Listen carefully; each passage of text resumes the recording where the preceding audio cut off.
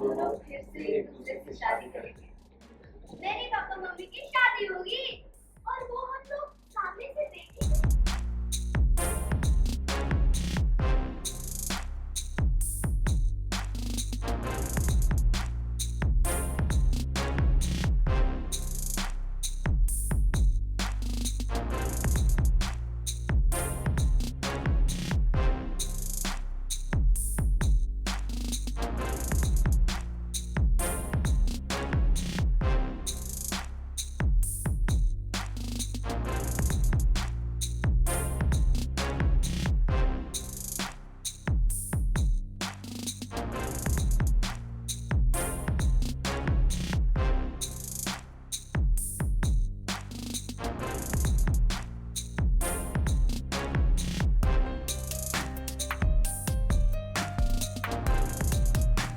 राज ये कि अभी हमको पता चला है कि मंगल भाभी को कुछ नहीं हुआ है, वो बिल्कुल सही सलामत है।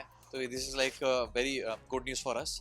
तो क्या आप दोनों फिर से एक दूसरे से शादी करेंगे? ये क्या है? बेटे क्या बचपना है जो ऑफिस जाना है। बेटा ये कोई बचपना नहीं है।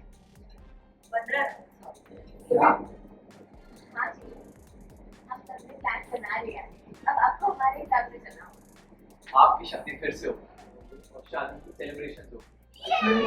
मेरे पापा मम्मी की शादी होगी और वो हम लोग सामने से देखेंगे। वाओ, हाँ कर दीजिए जीजू। अरे कह दीजिए जीजू। फिर शादी की तैयारी शुरू करें। क्यों जीजू? बोलो अदित, अब इस उम्र में बेचारों की घुटने तोड़ोगे क्या? और कितनी प्यारी बात कर रहे हैं दोनों। तुम्हारे और मंगल की शादी की रस्में होंगी, फिर से साथ फेरे, फिर से साथ बचत होंगे। और सच में तो जीजी भी लगना चाहती है। बिल्कुल सही कहा गया तुम। इसमें किसी का नाम बोलने का सवाल ही नहीं उठता। इसके पीछे सोच यही है कि तुम दोनों फिर से अपने रिश्ते को नए किसी की नाम नहीं चलेगी।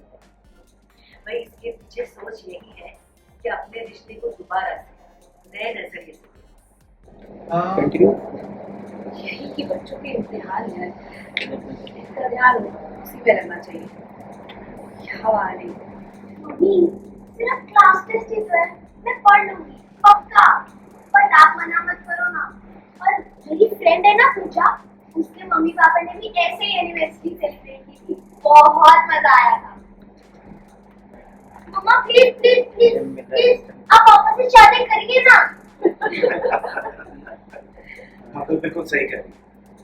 इस वक्त बच्चों की पढ़ाई इंपॉर्टेंट है। ये सब मुझे बहुत बचकाना लगता है। प्लीज यार बचपन है तो अच्छा है। और 100 साल के बुड्ढों की तरह तो बिहेव नहीं कर सकते ना। तो मौसी जी को एक वो मिला है, आइडिया मिले कि हम आदित्य भाई और मंगल भाभी के रिश्ते कैसे सुधार सकते हैं। तो ये प्लानिंग हमने बना अपने घर से करके लाए थे।